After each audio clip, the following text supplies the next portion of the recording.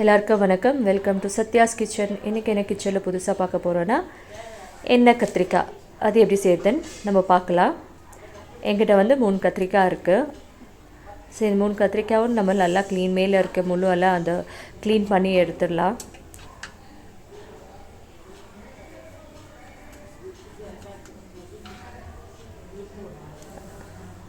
So அந்த மாதிரி எல்லா கத்திரிக்காயும் க்ளீன் பண்ணி எடுத்துப்போம்.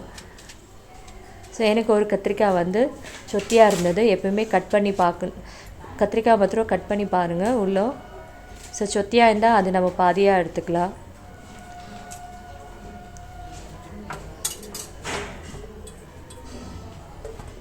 ஸோ அந்த மாதிரி 3 கத்திரிக்காய் க்ளீன் பண்ணி கட் பண்ணி எடுத்து வச்சாச்சு. இப்போ நான் வந்து ஒரு 1/2 ஸ்பூன் இஞ்சி பூண்டு பேஸ்ட் போட்டுக்க போகிறேன். ஸோ கத்திரிக்காய் உள்ள ஸ்டஃப் பண்ணுறதுக்காக 1/2 ஸ்பூன் இஞ்சி பூண்டு பேஸ்ட்டு, ஒரு சும்மா 1/4 ஸ்பூன் மிளகா பொடி,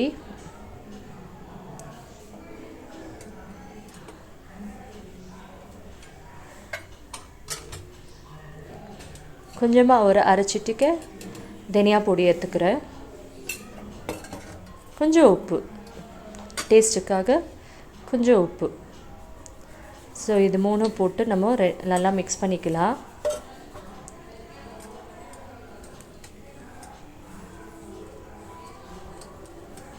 இப்போ மிக்ஸ் பண்ணியாச்சுலாம். இப்போ கத்திரிக்காயில் ஸ்டஃப் பண்ணலாம்.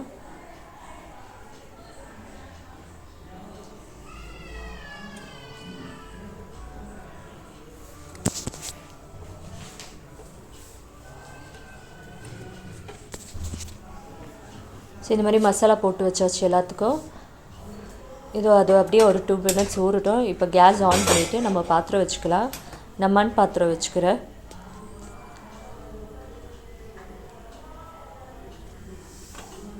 ஸோ பாத்திரம் சூடாயிடுச்சு. நான் கலக்காய் எண்ணெய் ஊற்றிக்கிறேன் கொஞ்சம்.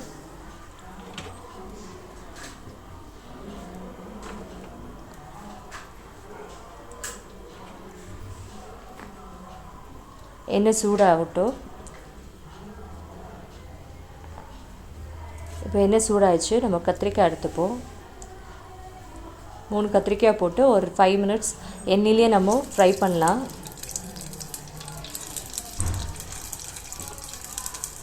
இப்படி ஃப்ரை பண்ணி எடுத்து குழம்பு செஞ்சு திருப்பி அதில் போடும்போது அது ஒரு டேஸ்ட்டே நல்லா இருக்கும்.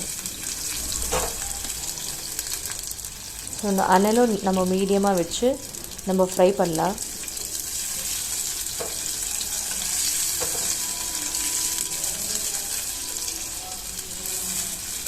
ஸோ நம்ம அப்பப்போ திருப்பி விட்டுட்டே இருக்கணும்.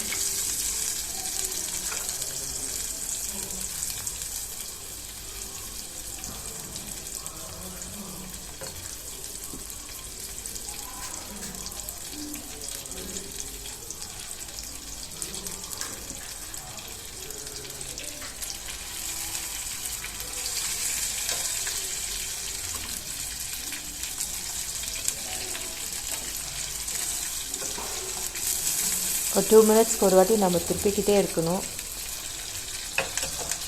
ஸோ அப்போ நல்லா மசாலாலாம் அதோட ஃப்ரை ஆகும்போது கத்திரிக்காயோட வேகும் போது இன்னும் ஒரு மாதிரி டேஸ்டியாக இருக்கும் அந்த கத்திரிக்காய் சாப்பிடும்போது.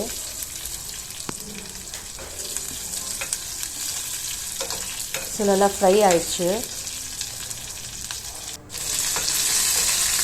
இந்த கத்திரிக்காய் பார்த்தீங்கன்னா இதுலேயே பாதி ஆயிலே ஃப்ரை பண்ணி ஒரு 25% வெந்துருச்சு. பண்ணிடலாம் ஒரு பாத்திரத்துக்கு.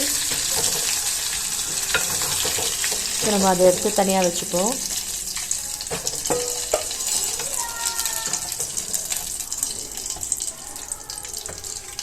ஸோ இதே எண்ணெயில் நம்ம இன்னும் கொஞ்சம் எண்ணெய் விட்டுப்போம். நான் இன்னும் கொஞ்சம் எண்ணெய் விட்டுக்கிறேன்.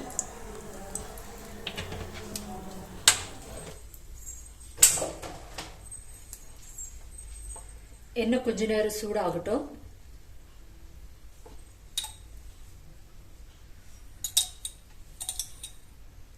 ஸோ நான் இது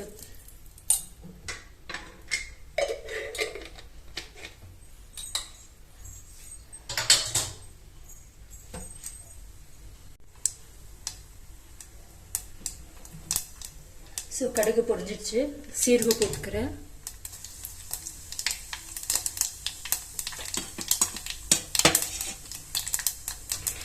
நான் இங்கே வந்து சாம்பார் வெங்காயம்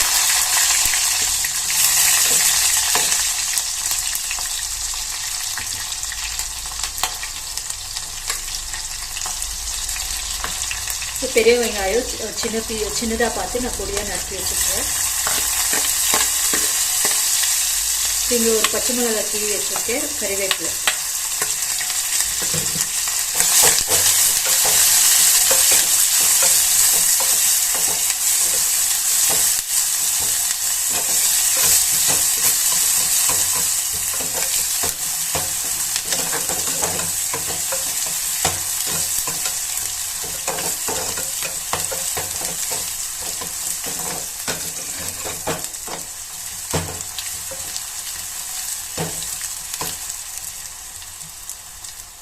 ஸோ வெங்காயம் வதங்கிடுச்சு. காரத்துக்கு ஏற்ற மாதிரி மிளகா பொடி, கொஞ்சம் தனியா பொடி,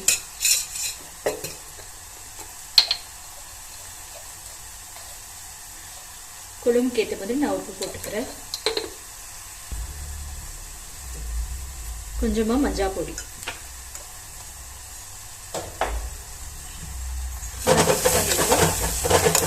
இங்கே நான் தக்காளியை பொடியாக நறுக்கி வச்சிருக்கேன்.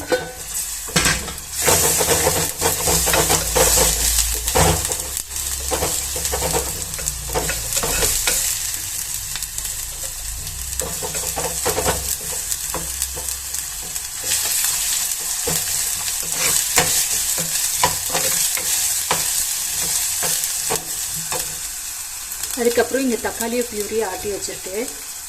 பெரிய தக்காளியாக இருந்தால் 1 எடுத்துக்கோங்க, சின்ன தக்காளியாக இருந்தால் 2 எடுத்துக்கலாம்.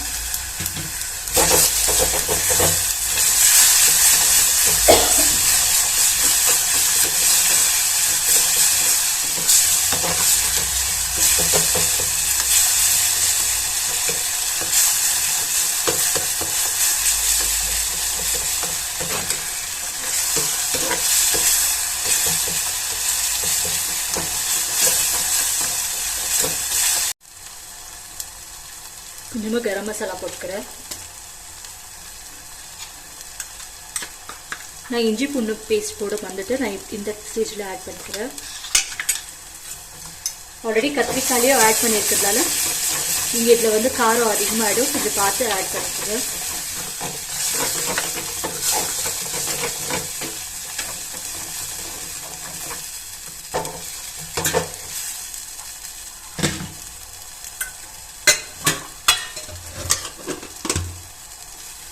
பார்த்தீங்களா, சைட்லலாம் எண்ணெய் பிரிஞ்சு வந்துருச்சு, மசாலாவில் எல்லாம் வதங்கிருச்சு.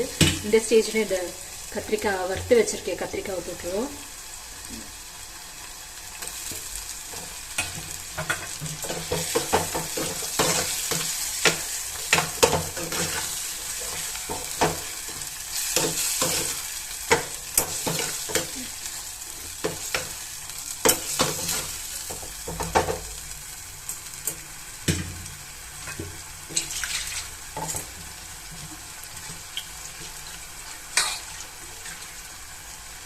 ஸோ நான் இந்த வந்து மிக்ஸி இதில் இருக்க மசாலாலாம் வேஸ்ட் பண்ணாமல் அதிலே தண்ணி ஊற்றி நான் கொஞ்சமாக கத்திரிக்காய் வேக வைக்கிறதுக்காக நான் தண்ணி விட்டுறேன்.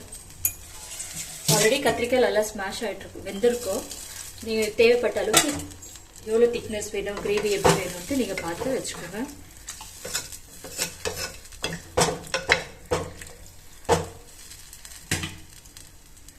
ஸோ இது ஒரு 2 கொதி வரட்டும், ஒரு 5 மினிட்ஸ் வெயிட் பண்ணலாம்.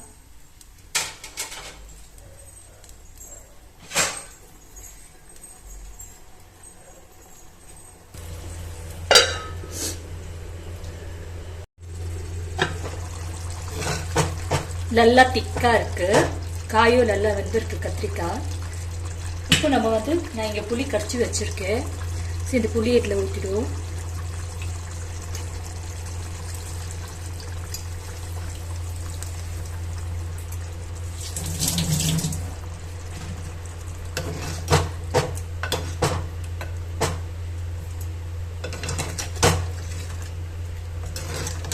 ஸோ புளி ஊற்றி ஒரு கொதி வந்த உடனே நம்ம ஆஃப் பண்ணிடலாம்.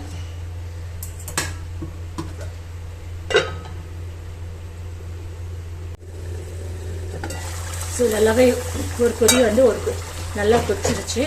இப்போ நம்ம ஆஃப் பண்ணிடலாம். சட்டியில் செய்கிறதுனால இப்போ இந்த ஸ்டேஜுக்கு ஆஃப் பண்ணுறேன், ஏன்னா ஆறுனா இன்னும் நல்லா கொதிச்சு திக்காகிடும். அதனால் கேஸ் ஆஃப் பண்ணிடுறேன்.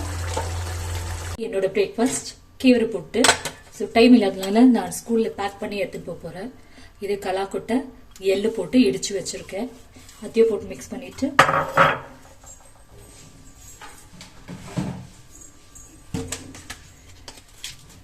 நம்மளுக்கு எவ்வளோ வெல்லம் வேணுமோ ஸ்வீட்டுக்கு ஏற்ற மாதிரி நம்ம வெல்லம் போட்டுப்போம்.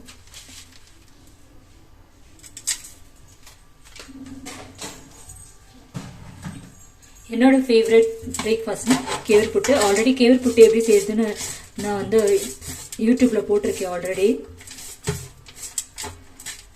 ஸோ கேவர் புட்டு ரெடி. எள்ளெண்ணெய் இருந்தால்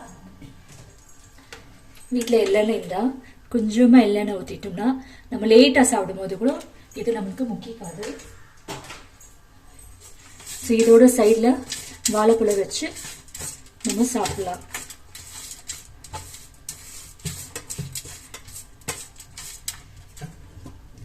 ஸோ நான் இதெல்லாம் இங்கே ஷிஃப்ட் பண்ணிக்கிறேன்.